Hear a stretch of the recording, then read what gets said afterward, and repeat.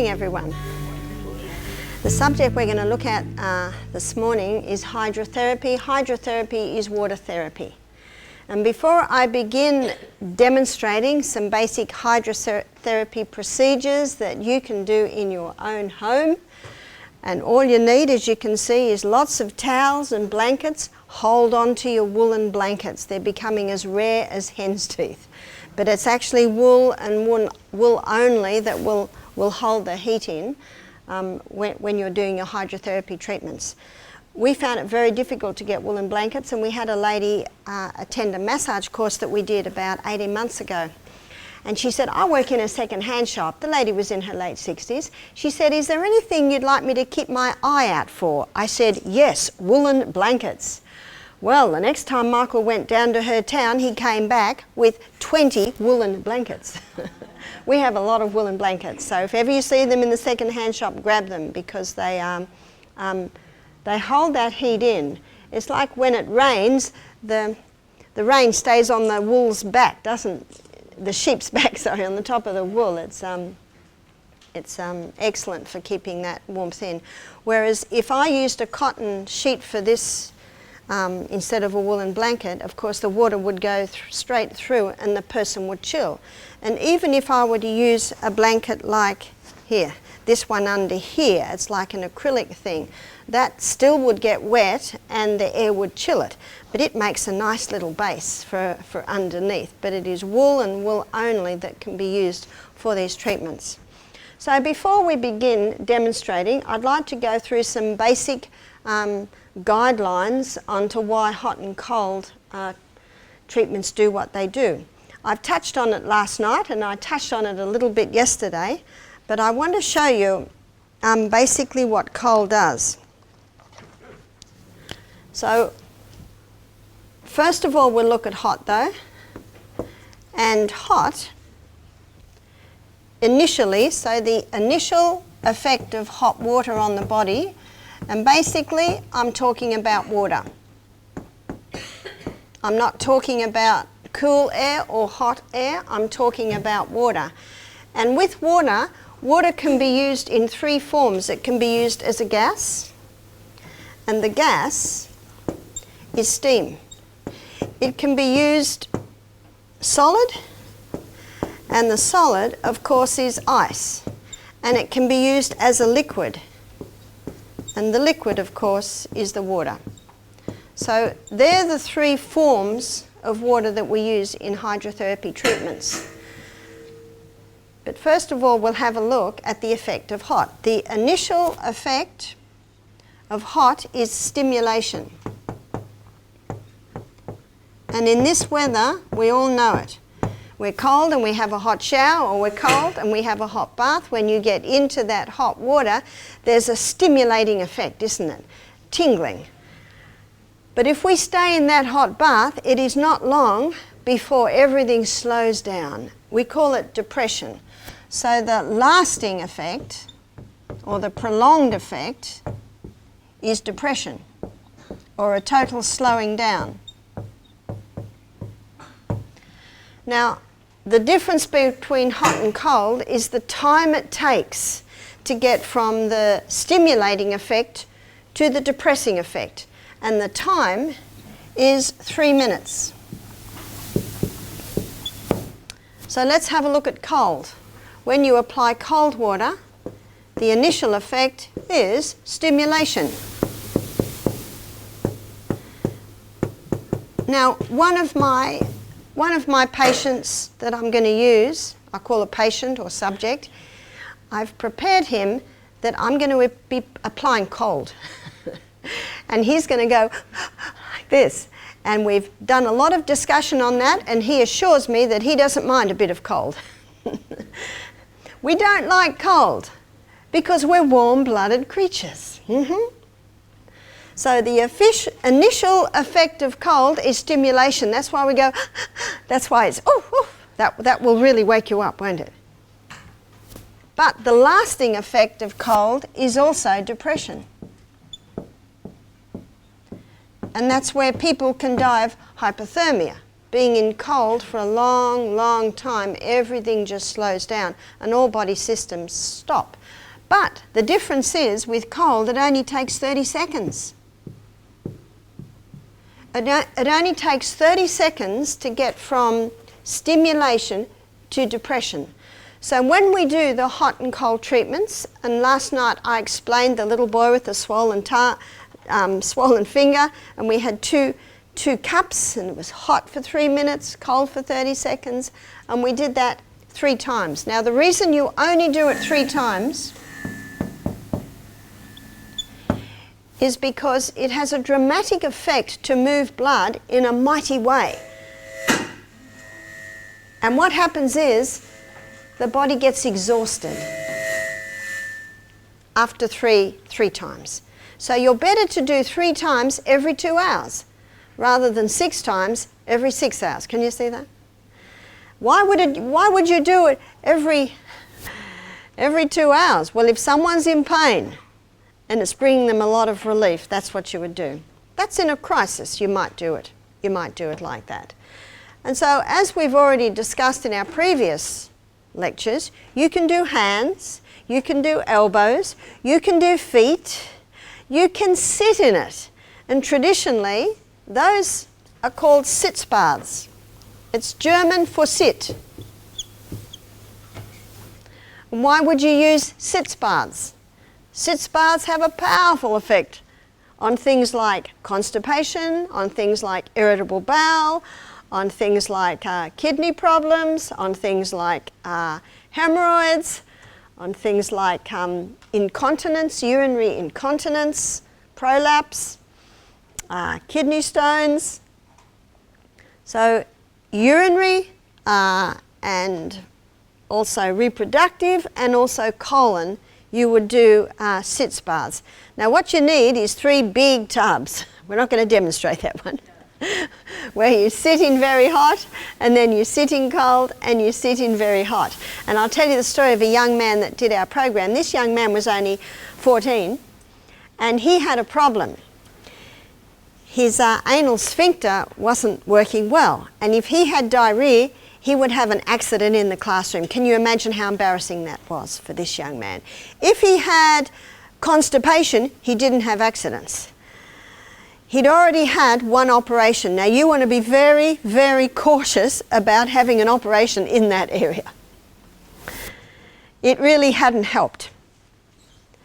His auntie rang me and I said, "Can you come to our retreat? I think we can help." And it was down in Melbourne, and we had some Sitz Baths in our hydrotherapy department. So what I did was I got the male therapist to give him Sitz Baths every morning and every afternoon. Every morning he would sit in hot water, then he'd get up and sit in cold water, then sit in hot, basically with these times, 3 times. It also showed me this young man had another problem, because we shouldn't be alternating between diarrhea and constipation. So we also worked on the gut to heal the gut. By the end of the week, he was a very happy young man because he started to get feeling in his anal sphincter. He also was not having diarrhea or constipation anymore because we'd done some dietary changes. We're giving him herbs. Now, can you imagine what the hot and colds is doing to that anal sphincter? It's waking it up, and it's increasing the blood supply to there, and the bloods feed the nerves. Do you know that young man did not have 1 more accident, ever again? Now I said to him, if ever things start to go a little bit, what my husband calls belly up, I don't know if it's an Aussie saying, what does he do? He goes back onto the Sitz Baths. Now, what you can do, you can look around for big tubs, and I guess for people that are carrying a little bit of extra weight, they have to do some high intensity exercise program and stop the weight and start drinking more water, etc., and get the weight down. It's a lot easier when someone is light to sit in hot and cold and get tubs that size. But Dr. Agatha Thrash, she's an American doctor, she has passed now. She has written books on hydrotherapy, and so has Dr. Kellogg, many books, encyclopedias on hydrotherapy. And both of them maintain that 30 in a row is very powerful. That's every night for 30 nights. to do the Sitz Baths for constipation, for incontinence, for irritable bowel, for fibroids in the uterus, for all of these areas. What you're doing is you're increasing the blood to the area. When you increase blood to the area, what are you increasing? I hope you can see this. What does blood contain? Yes, blood contains white blood cells, and as I showed you last night, that's your internal army. And what blood also contains is red blood cells. And red blood cells have a few functions. Red blood cells carry your nutrition. Red blood cells carry your oxygen. Red blood cells carry your water. And red blood cells take away waste. So as I showed you last night, those were there last night, we looked at the immune system. All you need is more blood. All you need is more blood to an injury. And when you get more blood into the injury, can you see you've got everything that injury needs to heal. And this is why the water treatments are so powerful. Now, some treatments you would just use ice. And on the side of the football field, there's no buckets of hot water, is there? What are there buckets of? Ice. Because ice is one of the most powerful anti-inflammatory agents. It will cool the area, and one of the first hydrotherapy treatments that was ever done was just water.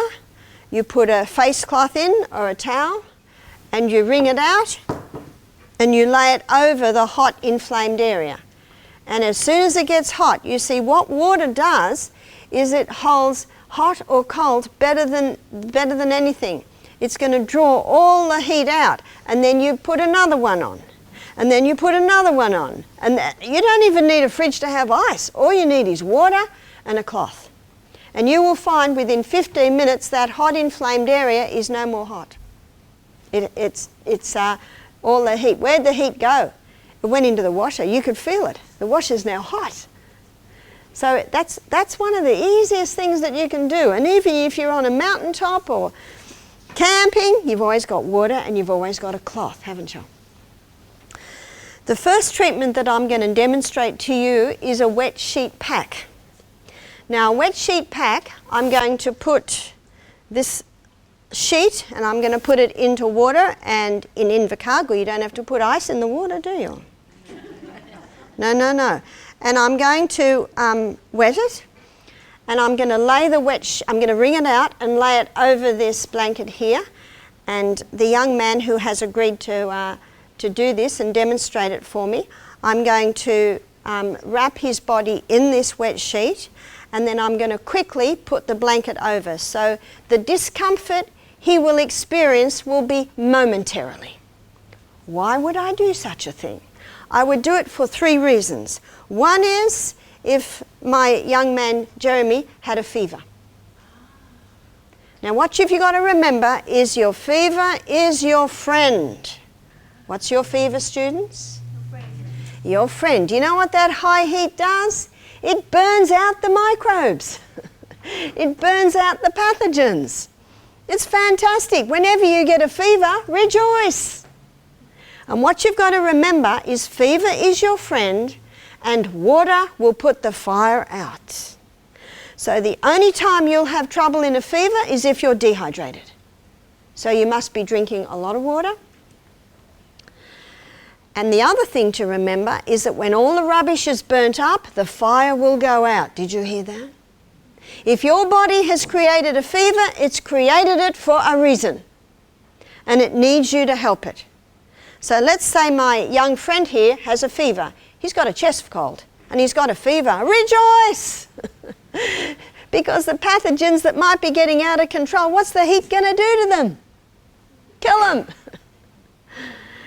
But Jeremy's terribly uncomfortable with this fever. It's getting quite high. I never used a thermometer. All you have to do is put your fingers on their neck. Ooh. Do you need a thermometer? One lady said, her little boy did our program, She said, have you got a thermometer? I said, no, we don't use them. He said, but he's got a fever. I said, that's perfectly fine. But what will I do? I said, give him lots of water. All he wants to do is sleep. Is that good? It's fantastic. You see, your body knows what to do. She said he doesn't want to eat. I said, fantastic. Because he doesn't want to eat. You don't want any energy going there. You want energy going to healing. But why has he got the fever? I said, I don't know, but the body knows.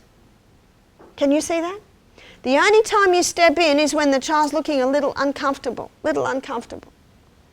Then you might do something to just bring it down a little bit, yeah? And that's what the wet sheet pack can do. Now, there are a few things you can do to bring the fever down. Put the child or the human being in a tepid bath, not hot, not cold. Will they like cold if they're on fire? No, it's too cold. Can you see that?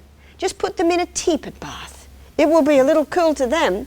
And you know what that tepid bath will do? It'll draw the heat out of their body. See, when a person has a fever and it's getting very high and they're uncomfortable, the body needs help. It needs help to draw the heat out. And so just in a tepid bath can help.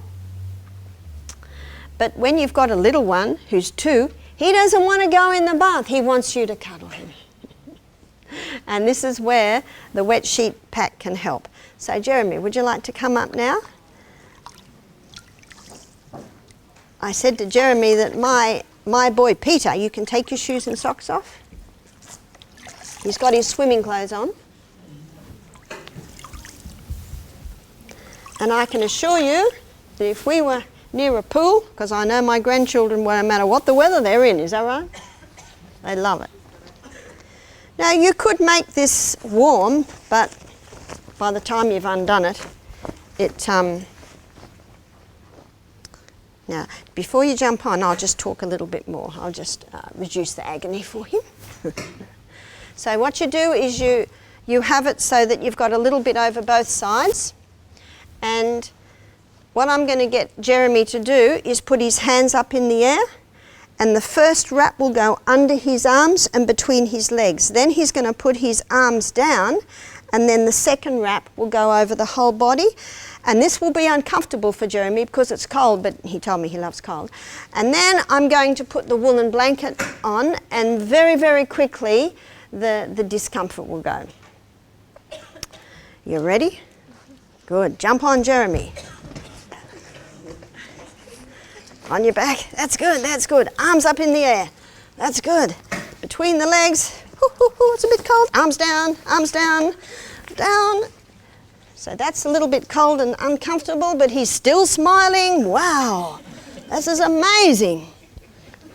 Amazing. Okay, how's that? Better. Now just show that we make sure he really warms up. I've got another blanket, but if he's got a fever, we don't want to put too much blankets on him. But he hasn't got a fever actually. And this one is like a microfiber one, and a lot of people don't like, just put your chin up. Good, good. A lot of people don't like the wool next to their skin, so that can help with that. So we want to make sure that no air is getting into the cold. It'll keep it cold. Are you warming up? Mm-hmm. He's warming up. Now, Jeremy is 7, and Jeremy and I ran up hills this morning, and I know he's got a lot of energy, so his little body can warm this up quickly. Now, if you've got someone who hasn't quite got the energy of Jeremy, what you can do is you can put a hot water bottle next to their feet, so under here, and that will warm them up very quickly. Now, yes? Good question to ask. It looks like it might be a good idea if you're on your own and you're really, really sick. If you're on your own, you don't do this, okay? Oh, okay. You have to have, if you're on your own, you have a tepid bath. You just have a tepid bath. You're warming up? So what I'm going to do now, I'm going to put my arm down and check that he's warming up. Well, we're starting to warm up, but I think I'd like another blanket on there.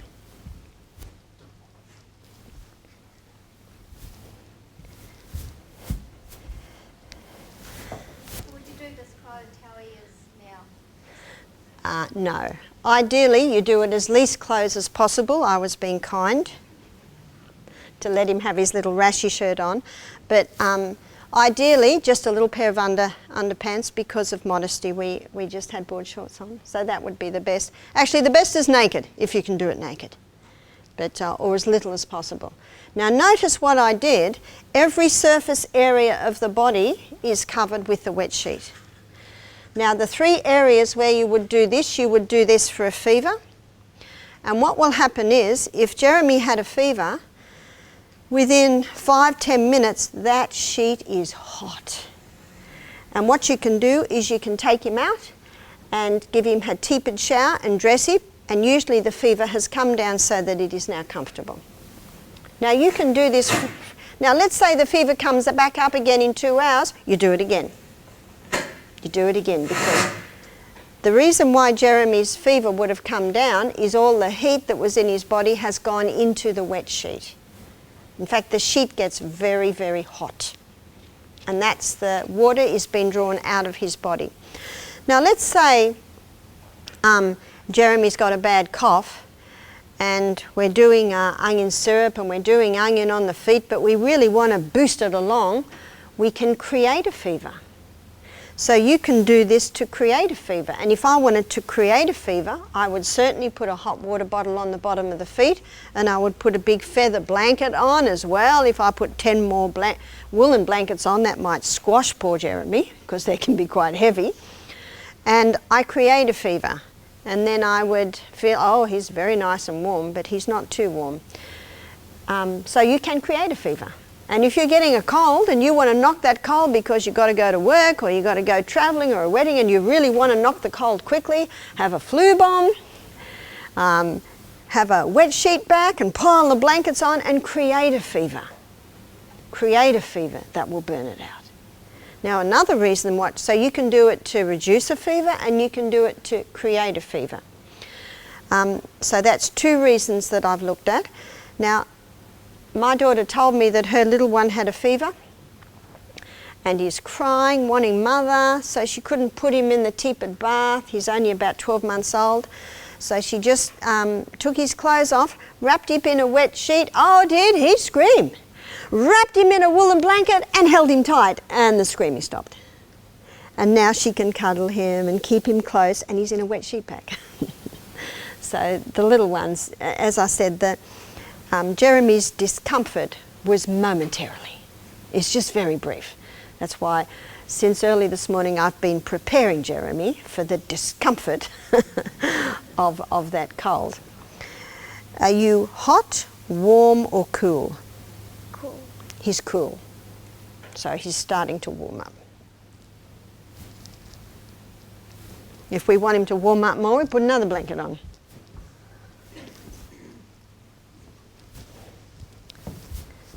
Now if you do this on someone that's got a lot more padding on them than Jeremy, they of course warm up a lot quicker. So can you see you're watching your patient here? Yes, I can feel the wet sheet up near his shoulders and it's certainly warming up. Because he hasn't got a fever, it hasn't warmed up really quickly, but it's warming up. So we're just going to let Jeremy lie here until he gets nice and warm, okay? So when you get nice and warm, are you comfortable? He said this morning he might fall asleep. Do you know that's the other thing that can happen? If someone's very, very stressed, you can wrap them up in a wet sheet pack, put lots of blankets on them, and they usually fall asleep. Because all that moist heat relaxes the muscles and the person falls asleep. In fact, I was doing it one day and the lady fell asleep and I said to my helper, we'll just leave them there. 2 hours later, they're still in the wet sheet pack because the moist heat was just relaxing them.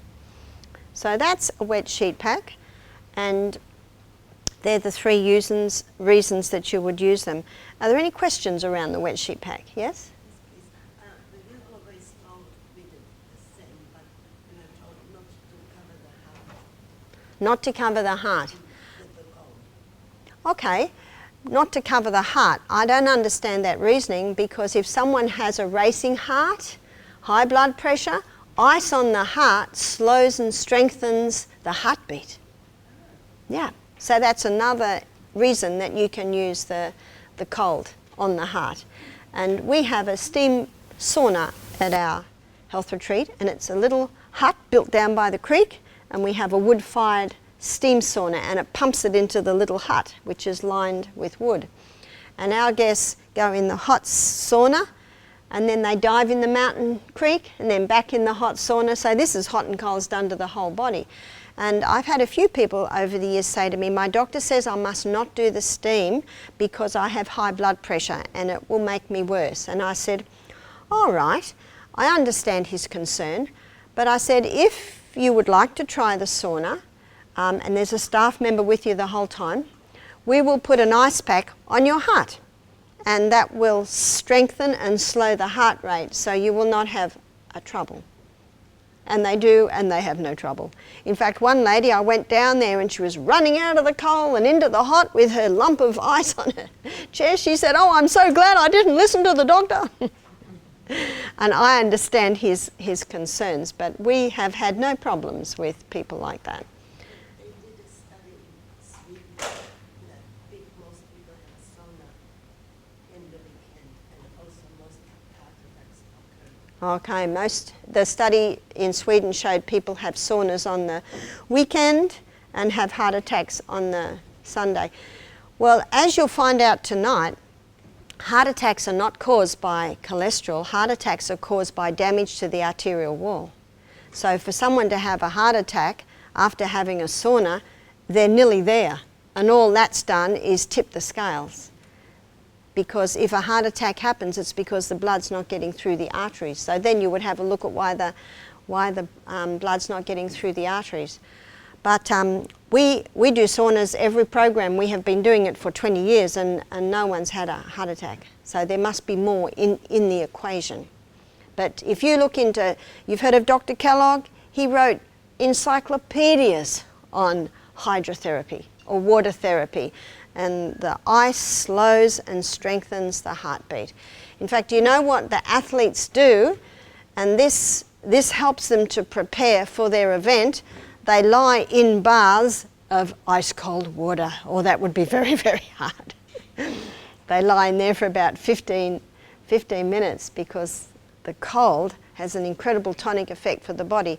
I think I'd be nearly dead if I lied in a cold bath for 15 minutes. You've heard of the icebreakers? They're these guys in their 80s and 90s that dive in the sea in Melbourne every morning. And they'd actually live a lot longer if they'd stopped their alcohol and their cigarettes and did a healthier diet. But it is not unusual in the European countries to have steam saunas and then run out in the snow and rub the snow all and then go back into the ice. So that's not as hard as this, is it? Are you warming up?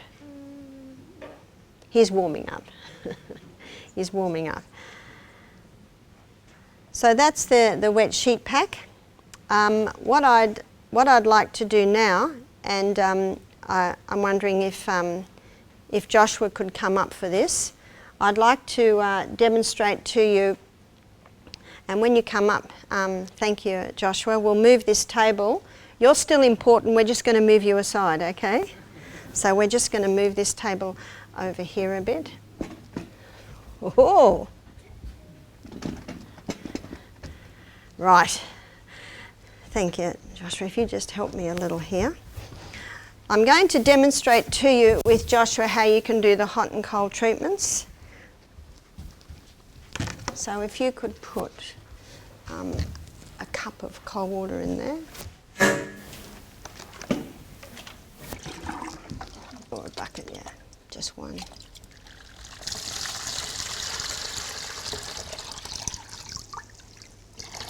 That's all.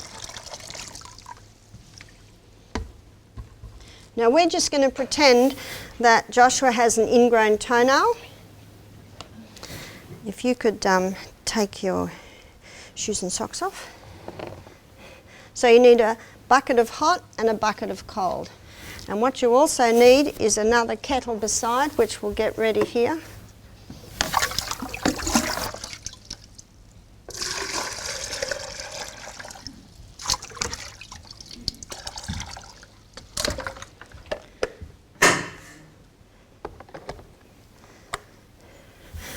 So this is the hot. If you could put it in the hot.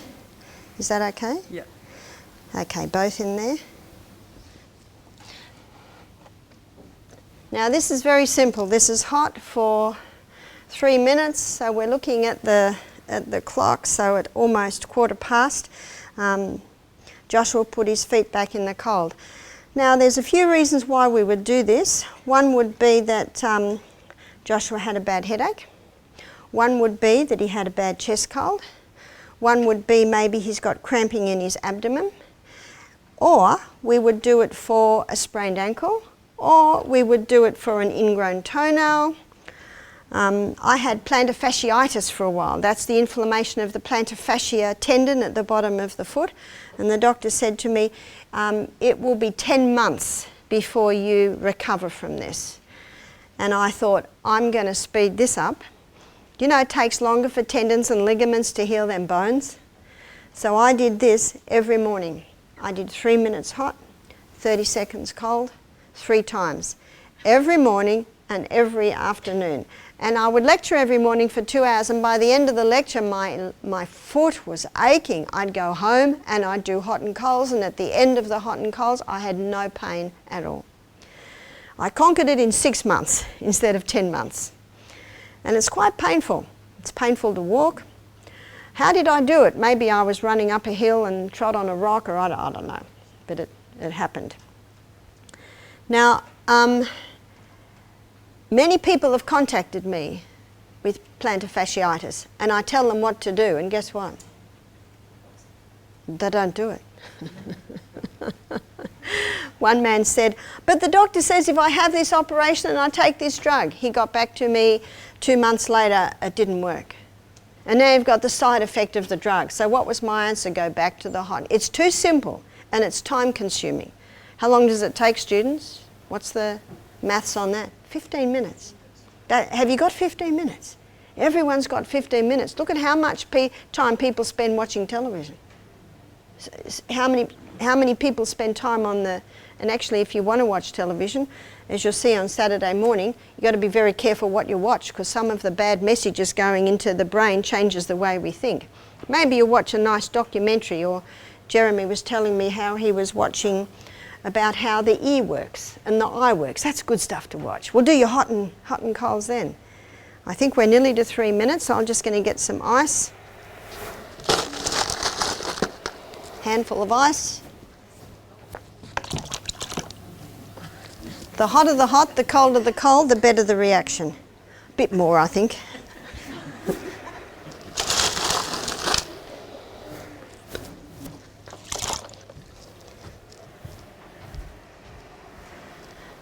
Okay, I think we're nearly, yep.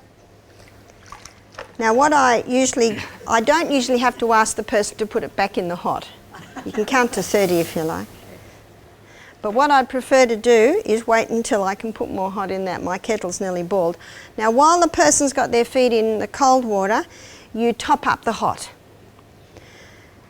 And you'll find that after the cold, they can handle the hot a little bit better. And because Joshua has had his feet in the hot water, the cold's almost a relief. Is that right? Yeah. He's still smiling. Jeremy's still awake. That's hot enough. So always test it with your hand.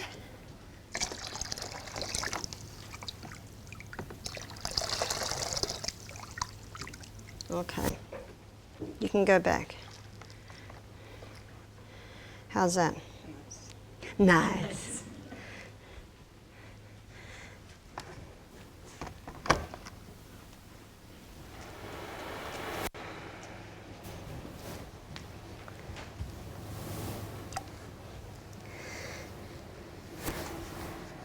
The hotter the hot and the colder the cold, the more powerful the reaction. And because the cold is brief, it does not hurt. Because the cold is brief, it is not uncomfortable.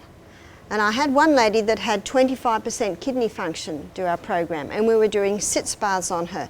And because I was cautious not to have those kidneys chill, So I said to the staff, I want you to do 3 minutes hot and 10 seconds cold. Anyway, they said to me, Barbara, she's complaining. She wants more in the cold. I said, okay, because you know what I'm listening to? I'm listening to the body. So she did 30 seconds cold and she did 3 minutes hot, and her body said, yes. So again, you're watching the person. Now with Jeremy, he wasn't heating up fast enough for me, so I put another blanket on, and he still wasn't heating up fast enough, so I put another blanket on. And if I put any more on, I might crush him because he's only a little bloke and the blankets are heavy. But see how you're watching the person. But if Jeremy had a fever, I would not have to put that many blankets on because the heat in his body is heating it up. I'm not watching the clock. Sometimes I don't watch the clock, I just guess. But it's about 3 minutes. When I was doing the hot and colds on my feet, I just used to guess. And you certainly can guess. That's why I would prefer to read the body. I'd prefer to read the body than read test results. Because you know what? Test results change. They can change from day to day. It's like the lady that was taking her blood pressure every 3 hours. I said, stop taking your blood pressure. Don't do that anymore. Most people with high blood pressure, they can tell. They can tell. So it's time to go back to reading your body's signs and symptoms. It's not that I say never take a temperature, but I never do. When I was a student nurse, I used to have to take 20 temperatures and 20 blood pressures and 20 pulses every 4 hours. Because it changes. If I've just run up a hill, my pulse is going to be big. If I'm upset, it's going to be big. If I've just eaten a meal, you see, everything can affect all of those. That's why I say, how does your body feel? And often, when you're ready for cold, you ready for cold? Yeah. Yes. Oh, did you hear that? Yes, you can go back in. Is the cold uncomfortable? Not really. No, see, it's not really. It is actually good for you to test it on yourself. Just do it with 2 little cups. And by the time you're finished, you'll have a glowing red finger because of the influx of blood into the area. So let's go back to our wet sheet pack man, who looks quite comfortable there. And I'm going to put my hand down there. Oh, he's warm. He's very warm. Remember that cold sheet? That cold sheet is now nice and warm. So when Joshua finishes the hot and colds, we'll take Jeremy out of his wet sheet pack. And basically, how long do you leave him in there? Well, if he's got a high fever and the sheet's getting very hot, you would take it out. If the sheet gets very hot and the patient falls asleep, guess what you do? You just leave them there. You just leave them there. So you're feeling the way, yeah? Just going to ask, we talked about one that's going to increase the blood flow to the actual area. If you're actually doing the foot bath for a headache, how does that actually work? It's a very good question. How does it work in a headache? In a headache, the blood tends to get congested in the head. So when you put your feet in hot water, the congestion blood gets drawn down to the feet. There's a couple of things you can do. You can alternate it like this, or you can do a straight hot foot bath where it's just hot for about 20 minutes. So you can do that too. And you wouldn't do that for an infected toe, you wouldn't do that for plantar fasciitis, you wouldn't do it for a sprained ankle, you would do it basically just for a headache. Yes? Would the headache thing, would that only be for vascular headache? Because there are other types too, aren't there? Do you know, if it relieves it, do it. So, yeah, it's whatever works. The only time you would never do this is on a diabetic. A diabetic cannot feel the extremities. And if you do that on a diabetic, you could damage the tissues. You also would not do it on a very elderly person that has poor circulation. Anyone who has poor circulation in their feet. Some people think, oh, the feet are cold, let's warm them up with hot water. No, no, no, no, no. It's like if someone has frostbite, you never put their feet in hot water. You put their feet in cool water And then as the body warms up, you can put a little bit more in. And yesterday we looked at a cayenne pepper poultice, or compress on the bottom of the feet. That's what you do to a diabetic. That's what you do to people that have no feeling in their feet. And that's what you do for peripheral neuropathy. So there's caution for people who don't have feeling in their feet. Now, because Joshua is young and strong, I knew that temperature would be fine. But for some people who you're not sure of, I put their foot in my hand and I lower my hand in with their foot and I'm watching their face. And you will know straight away if that's too hot. That's too hot. If it's too hot, put a bit of ice in. And some might say, but it's not hot enough. That's all right. Because after their feet have been in cold water, they can handle that a lot hotter. That second hot that I did for Joshua was very hot, wasn't it? It was hotter than the first? Yeah. Yeah, see, a lot hotter, because I knew that he could take it. Now this is the last one, so we'll heat it up a bit more. This last one, they usually can handle it a lot hotter.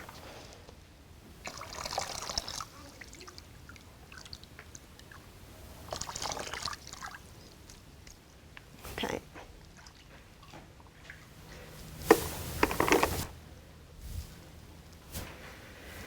So there I've just explained two different types of hot foot baths. The straight hot foot bath for a headache. For a migraine, make it really hot, and keep that going for almost 40 minutes. And no. Oh, you could try.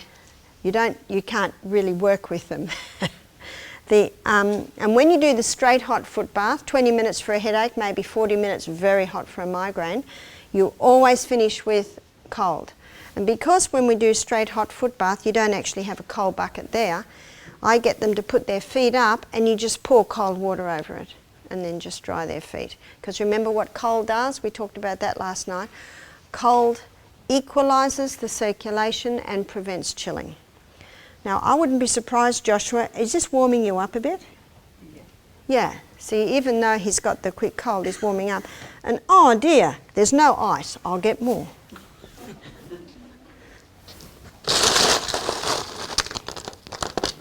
We want this last one to be good. Now that's cold when I carry it, but it's brief. And notice me carrying the cold, my hands are quite red because the quick cold brings the blood to the area. So as you can see, it's actually brief. It doesn't take long. When I had my plantar fasciitis, because I travel quite a bit giving meetings, I always had 2 buckets in the car, because when you stay in a hotel or a motel, there's always a little freezer, and I'd check straight away. If there's no ice in there, I'd make ice, and there's always a kettle, because everyone wants their cups of coffees and teas. So it was actually a very easy thing to do. It's a very powerful treatment, and all it takes is time. And I guess that's what a lot of people believe they don't have enough of. But you know, the king on his throne and the pauper on the streets in the slums, they've got the same amount of time, is that right? So really it's time management. And that's where these 8 laws of health help you to have time management. Because when you eat breakfast like a king and lunch like a queen and tea like a pauper and go to bed early and get up early, you've got so much more time in your day. I actually went out to do my morning walk this morning and I thought, oh no, it's pitch black, I better go back and do a few more things, and then tried later, which I did. So we walked about, I don't know, 6:45, I think. Is that right? And as we were walking, the most magnificent sunrise. Did anyone see the sunrise this morning? Those who were out doing their running up and down hills? Just brilliant. Did you know that when our eyes experience that first hour of light in the day, it resets the circadian rhythm in the brain? And Dr. Neil Nedley, who wrote the book Depression: A Way Out, he found that people with depression, 80% of them, their circadian rhythm is out. So there's many reasons why it's the best time to exercise. And by the time we came back, we were very hot. I think that's about 3 minutes. Do you think so? Yeah. Okay, back into the cold. How's that? That's equalising the circulation, prevent chilling, closing the pores.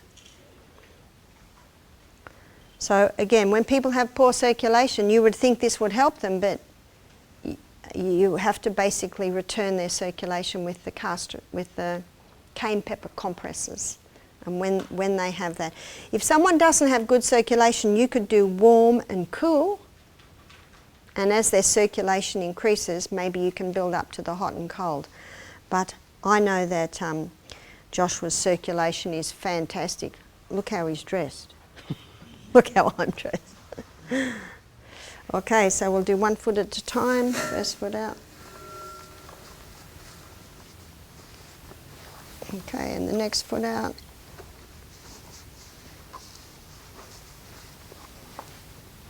Okay, thank you. Thank you, Joshua. Now, I think we'll have a break because the next procedure that I want to demonstrate to you is probably the most powerful, which is hot and cold compresses on the chest, because you can't put a chest in hot and colds. And so it's almost 25 past, so what I think I'll do, we'll get Jeremy out. And before we get him out, if you like, you can come and put your hand down and feel the heat of him, or maybe you'll just believe me. But he's quite warm. And yet that sheet, was that sheet cold? Mm-hmm. It was very cold. So maybe it'll be a bit disruptive for everyone to come up. Just, I'm sure you believe me. I'll just get a towel. Just ask, you mentioned that the cold equalises. The cold equalises the circulation. That's the beauty of the cold. Now, when you're getting your patient out, it's important that you, don't let them chill, because he is very, very warm right now. So I've got a nice big towel here to wrap him in. And what do you do now? Well, what Jeremy can do now is he can go and have a tepid shower. That's not hot, not cold, and put warm clothes on. See, this is very warm. I can feel the warmth through here. And I want to be careful not to chill him, so I'm going to take him off bit by bit. You probably don't want to move, eh? You're probably quite happy there. Oh yes, this sheet is quite warm. So little by little I'm going to take that off so that, you see, if I just bared him, of course the cool air will touch that sheet and possibly chill him. So we're going to, okay, feet up. That's good.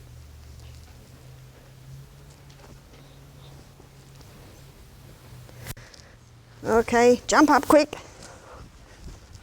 That's good. Over here. That's good. Oh. Thank you, Jeremy. You can go and get dressed now. So, yeah, that sheet's quite warm. And if he'd had a fever, that sheet would be, it's cold now. If he had a fever, that sheet would be very, very hot. So it's the most powerful way to get a fever down. And as you can see, it's a lot of work, and as Les Lady said, you cannot do it to yourself. So if someone has a fever, sometimes the best thing is just to have a tepid bath, not hot, not cold. Drink a lot of water, keep that cool on the head. And one very simple thing that will often get a fever down is just a hot foot bath. Just having a hot foot bath, you'll find that most people that have a fever, you feel their feet will be cold. So heating their feet up can actually pull the heat down to there. So there's lots of little things you can do when someone has a fever. There's a little bit of time, so I'm not going to demonstrate. I'm just going to give an illustration here. Now let's say I've got someone lying here, a little child that has a fever, and they've just got a pair of pants on and I've got them covered. What I can do is I can take one leg out, get a cloth, and just put the damp cloth over them, and by the time I've done that, that'll be hot. I dry it and then I cover it. And then I do the other leg, and I just get the cloth that's wet and just sponge it, and that'll take the heat off, then cover that. And then the arm, and then another arm, and then the body, and then turn them over and do the back. And by the time I've done the whole body, the fever will have dropped down. So that's another procedure, because some children are a little delicate and it's not easy to wrap them in a wet sheet. And I don't believe in fighting and physically, forcing children. For a little tiny one, they don't know, so you just wrap them up. And that's why I worked with Jeremy. I explained exactly what I was going to do, and if he said, nah, you know what I would say? Okay. And maybe Joshua would have agreed. My 2 youngest boys, there's no way I could have done that to William. He was my delicate one. But Peter, I could do anything to Peter. I could wrap him in wet sheets, I could do anything. So you see, you're also working with the nature of the person. One lady said to me that she used to get her husband to hold her 10-year-old daughter down and force olive leaf extract down her mouth. I said, don't ever do that. She said, but she's got a urinary tract infection. And I said, no, you have to win her first, because all that will do is make the child angry. And the Bible says don't stir up anger in your children. To children it has to be fair. If children have done wrong and they get punished, they accept it because they know they've done wrong. She said, well, what will I do? I said, you say to your child, I'm so sorry you've got a urinary tract infection, because that's what she had. I said, I can give you this bit of medicine, but it won't taste nice. And the child goes, no. And you go, what if I take it too? No. What if I sing opera and tap dance all around the room when we take it? Sometimes that works. No. What if I give you a strawberry just after you've taken it? No. And you know what the parent says then? Okay. 2 hours later, the child is crying. She's just urinated and it's stung. The parent comes, puts their arm around her and says, you poor darling. Never say, well, I told you so. You know what that's done now? It's built a brick wall between you and your child, and there's no way that child will take your medicine. You poor sweetheart. Oh, that must hurt. It does. When she settles down, do you want to try the medicine? Most children at that point will. Can you see what you work with? You work with the will. And when you're doing natural treatments, you never do it to someone that doesn't want it. You always work with the person, explain what's going to happen. So I wrapped up Jeremy this morning with the dry cloth so he knew exactly what we were going to do, because I feared that as soon as he touched that wet sheet pack, he'd run out the door. See, you're working with the will. You're working with the will. With children, with people, when you're doing treatments with them. Explain it. There's a Proverbs 14 verse 6 that says, knowledge is easy to him that understands. So you explain it. And when you get the nod, you know you can do it.